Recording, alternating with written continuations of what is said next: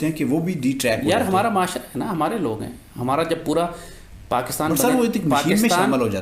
बने 3 नस्लें निकल आई हैं। पहली नस्ल की गलतियाँ 71 में भुगती हमने, उसके बाद हमने कुछ नहीं सीखा। 50 साल हो गए हैं ईस्ट पाकिस्तान फॉल हुए हुए, 2 नस्लें बड़ी हो गई, हमने कुछ नहीं सीखा। आज हम जिस दौर में जिस वक्त हैं, आप देख रहे हैं कि इस वक्त इंडिया और अमेरिका का दिफाई मुआहदा हो गया है, कश्मीर पर इंडिया कब्जा कर चुका है, अमेरिकन फ़ौजें शायद कश्मीर में आ जाएं, चाइना के साथ जंग होने वाली लद्दाख में पूरी तरह इंडियन आर्मी डिप्लॉयड है पाकिस्तान पर हमला करने के लिए। इस वक्त जो डिप्लॉयमेंट लेवल इंडिया का इस वक्त है, मेरा ख्याल है 71 के बाद इतना बड़ा डिप्लॉयमेंट लेवल नहीं था। हमारी पाकिस्तानी कौम को अंदाज़ा नहीं है इस बात का। 71 में इंडिया ने जितनी बड़ी डिप्लॉयमेंट प्लानिंग करके की थी, उससे कई गुना ज़्यादा इस वक्त डिप्लॉयमेंट, इससे पहले बीच में जितनी दफ़ा जंग की सूरत हाल बनी है, इतनी बड़ी डिप्लॉयमेंट इंडिया ने कभी नहीं की। जब ये सारी सूरत हाल है वो इसी वजह से हो चुकी है कि इज्तिमाई तौर पर हमारी कौम ने जो गलतियाँ कोताहियाँ की, इज्तिमाई तौर पर हमने जो गुनाह किए, जो हमने ज़ालिमों को, गद्दारों को, ख़ाइनों को सज़ा नहीं दी, उसका नतीजा अब यह निकला है कि हम इस कदर कमज़ोर हो चुके हैं कि दुश्मन हम पर दस्तरा गिरने वाला, जैसे दस्तरखान पर टूट के गिरते हैं दुश्मन। गो के आर्मी क्लेम करती है कि वो नज़रियाती और जोग्राफियाई सरहदों के महाफिज हैं, लेकिन पिछले 20-30 साल में जो एक डैमेज हुआ है वो ये कि आर्मी नज़रियाती तौर पर थोड़ा कमज़ोर हुई है हमारी। जनरल ज़िया के दौर में जो कि स्ट्रॉन्ग आइडियोलॉजिकल एक बिल्डअप था आर्मी के अंदर, बाद में आने वाले वक्तों में वो कमज़ोर हुआ है। आज आर्मी नज़रियाती सरहदों की महाफिज नहीं है, आर्मी जोग्राफियाई सरहदों की महाफिज है। आर्मी एक नेशनलिस्टिक व्यू आजकल ज़्यादा ले रही है इस्लामिक व्यू के मुकाबले में। आपने आर्मी को कभी गज़वा हिंद का लफ्ज़ इस्तेमाल करते नहीं सुना, पूरी कौम गज़वा हिंद का लफ्ज़ इस्तेमाल करती है, आर्मी अभी तक रेजिस्ट कर रही है इस बात को। इसको चेंज करने की ज़रूरत है, इसमें कोई शुबे की बात नहीं है। जो भी लीडरशिप है, इसलिए कि हिंदुत्व आइडियोलॉजी एक रिलीजियस आइडियोलॉजी है। जब आप हिंदुत्व के मुकाबले पर खड़े होते हैं तो आपको अपने कुरान और सुन्नत की तफसीर सपोर्ट लानी पड़ेगी। इसी तरह आप एक नेशनलिस्ट नैरेटिव के साथ अखंड भारत की हिंदुत्व आइडियोलॉजी का मुकाबला नहीं कर सकते, और कुरान और सुन्नत की बुनियाद पर नैरेटिव जब तक बिल्ड नहीं करेंगे उस वक्त तक हिंदुत्व आइडियोलॉजी का मुकाबला नहीं कर सकेंगे। तो क्या पाक आर्मी में एक मौलाना तारिक जमील भी होना चाहिए? नहीं, मौलाना तारिक जमील की बात नहीं कर रहा हूँ, तारिक जमील की बात नहीं कर रहा हूँ मैं, उनको नहीं होना चाहिए, एक्चुअली बिल्कुल ही नहीं होना चाहिए, क्योंकि वो तो गज़वा हिंद और जहाद के ख़िलाफ़ हैं। वो तो कभी इस्तेलाह इस्तेमाल ही नहीं करते। जब वो खुद गज़वा हिंद की इस्तेलाह इस्तेमाल नहीं करते तो वो फ़ौज को क्या तरबियत देंगे और ट्रेन करेंगे? फ़ौज में कुरान और सुन्नत होना चाहिए, सैयदी रसूलुल्लाह का दीन होना चाहिए, और वो होना चाहिए जो नॉन कंट्रोवर्शियल है, किसी फ़िक़े में तकसीम नहीं है। अल्लाह उसके रसूल और खुलफ़ाए राशिदीन का दीन जो था वो फ़िक़ों और कंट्रोवर्सीज़ में डिवाइडेड नहीं था, ये बाद वालों ने बना दिए सारे।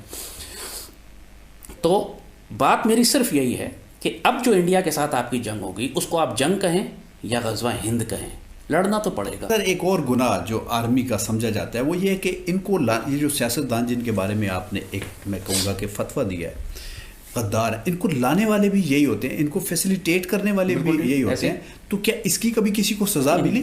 देखिए, मुझे ये बताइए, अब आर्मी के पास 2 ऑप्शन है। एक ऑप्शन ये है कि एनी पॉलिटिकल कचरा जो आपके पास है इसी को फैसिलिटेट करके लेकर आए ऊपर और उसको कंट्रोल करें। क्यों कंट्रोल करें? इसलिए कि ये सारी पॉलिटिकल पार्टीज़ को रॉ कंट्रोल कर रही है, जैसे शेख मुजीब को किया था।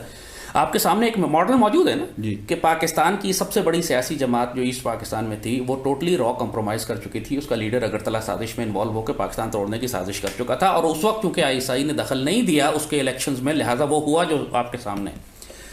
पाकिस्तान की आज भी तमाम सियासी जमातें कॉम्प्रोमाइज़्ड हैं, चाहे पीपल्स पार्टी हो, नवाज शरीफ हो, अल्ताफ़ हुसैन KMQM हो, चकजई हो, JUI हो, ये सब के सब रॉ, CIA, कोई PTI का नाम नहीं ले रहे, PTI भी शामिल इसमें, PTI के बड़े बड़े प्लेयर्स इसके अंदर। मैं इमरान को अगेन मैं उसी कैटेगरी में शामिल करूँगा जिसमें मुशर्रफ को करता हूँ, नादान दोस्त बिल्कुल।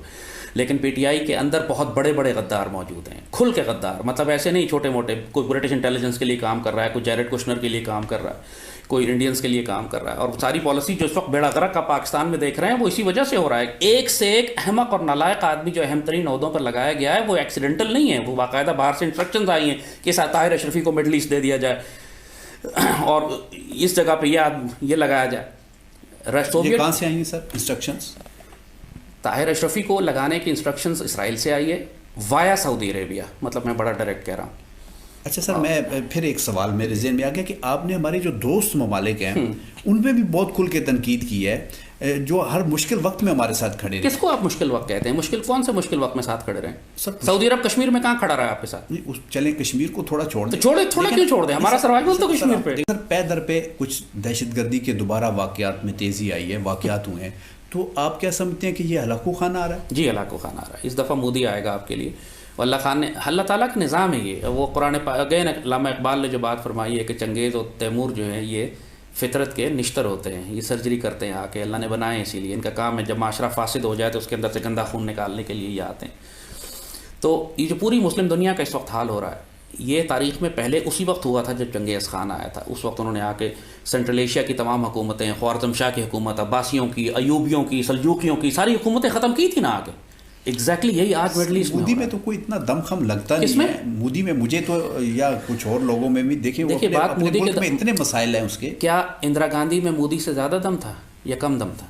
इंदिरा गांधी ने तो पाकिस्तान तोड़ दिया। तो उनके इतने मसाइल नहीं थे सर, उस पाकिस्तान इसलिए तोड़ दिया कि कुछ हमारे अपने लोग उनके साथ मिले। एग्जैक्टली। आज उस वक्त एक मुक्तिबानी थी, आज 10 मुक्तिबानियाँ पाकिस्तान में। उस वक्त एक शेख मुजीब था, आज 10 शेख मुजीब हैं। उस वक्त एक पॉलिटिकल पार्टी कॉम्प्रोमाइज़ थी, आज सारी पॉलिटिकल पार्टीज कॉम्प्रोमाइज़ हैं। आपको अंदाज़ा नहीं है। देखिए, मैं तारीख़ का तालिब इल्म भी हूँ, दिफाई तजियाकार हूँ, तारीख़ से बुनियाद सीखता हूँ, तारीख़ से। आज ईस्ट पाकिस्तान से 100 गुना ज़्यादा ख़तरात पाकिस्तान को हैं, और हम जितने कमज़ोर ईस्ट पाकिस्तान में थे उससे कहीं ज़्यादा कमज़ोर आज हैं। मुझे ये रियासती खुराफात नहीं चाहिए कि गवर्नमेंट आके टीवी पे बकवास करती रहती है कि सब कुछ ठीक चल रहा है। ठीक नहीं चल रहा। पाकिस्तान की रियासत कोलैप्स कर रही है। इमरान खान के बारे में ये समझते हैं कि शायद वो इन लाइनों पर चलना चाहता है, लेकिन अगर वो एक बंदे को सज़ा देना चाहता है तो कोई ना कोई इदारा उसके लिए रेस्क्यू बन के आ जाता है। देखिए, बात मैंने अर्ज़ किया ना कि एक तो ये कि इमरान खुद ही नादान दोस्त है।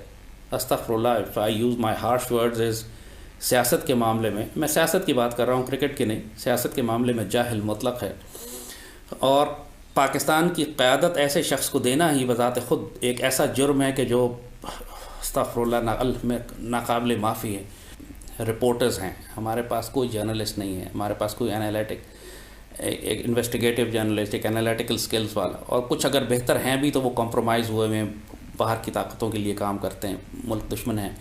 सैफमा पाकिस्तान में एक बहुत बड़ा इदारा है, south Asia free media association, जिसमें कम अज़ कम 30-40 हज़ार सहाफ़ी उसके मेंबर्स हैं।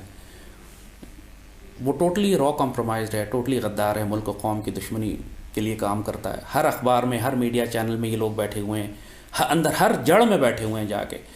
तो अब आप सैफमा का जो मेंबर है उसके बारे में मैं क्या राय कायम करूँगा? सैफमा एक बहुत बड़ी फ़ौज है, पूरी आर्मी है इंफॉर्मेशन वॉरफेयर की, जो रॉ फंडेड है। इम्तियाज़ आलम उसको लीड करता था, पुराना रॉ का आदमी।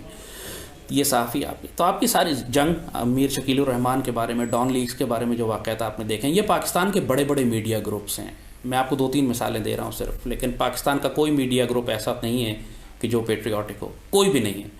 और रीज़न बीइंग के मालिकान ने बड़ी खुली छुट्टी दी हुई है इन लोग अंदर, एडिटर्स को, सब एडिटर्स को, प्रोड्यूसर्स को, डायरेक्टर्स को, और उनमें बहुत भारी तादाद जो है वो इंडिपेंडेंट बाहर से पैसे ला रही है। कोई सैफमा का मेंबर्स हैं और ऑब्जेक्टिव और एजेंडर्स पे काम कर रहे हैं। आपके ख्याल में हर इलेक्शन में फ्रॉड होता है? जी 100%। किस में नहीं हुआ? इस दफ़ा भी फ्रॉड से आई है ये government. Every election in Pakistan is rigged, पहली बात। Manipulated, every election in the world is manipulated. American election भी रिग्ड होता है, ब्रिटिश इलेक्शन रिग्ड होता है। कोई इलेक्शन, ये खुराफात जहन से निकाल दें हम कि election fair and free and honest होते हैं, कोई इलेक्शन फेयर एंड फ्री नहीं होता। हर एक के अंदर सीक्रेट सर्विसेज इंटरफेयर करती हैं।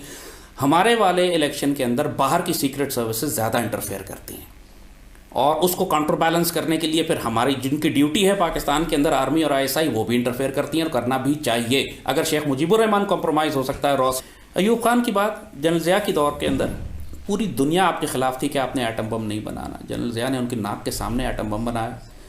अमेरिका से इमदाद भी ली, F-16 भी लिए, पैसे भी लिए, उनको ये साथ मिलाया कि हम अफगानिस्तान में तुम्हारी जंग लड़ेंगे। वो सादे वसाइल डाइवर्ट किए एटम बम बनाने के लिए, पाकिस्तान को मजबूत करने के लिए।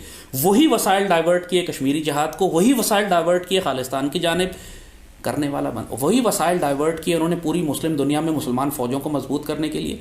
जब इसीलिए उनको 3 बड़ी ताकतों ने मिलकर शहीद किया। आप जनरल ज़िया से जो मर्जी इख्तलाफ करें, लेकिन उम्मत मुस्लिमा के लिए वो बड़े खैर का काम कर रहे थे। जब ही तो इसराइल ने, CIA और इंडिया ने मिलकर शहीद किया एक पाकिस्तान के सिपहसालार को।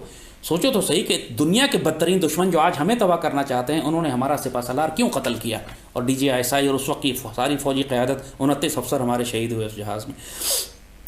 तो बात यह है कि करने वाला हो तो आप कर जाते हैं, कोई बड़ी बात नहीं है।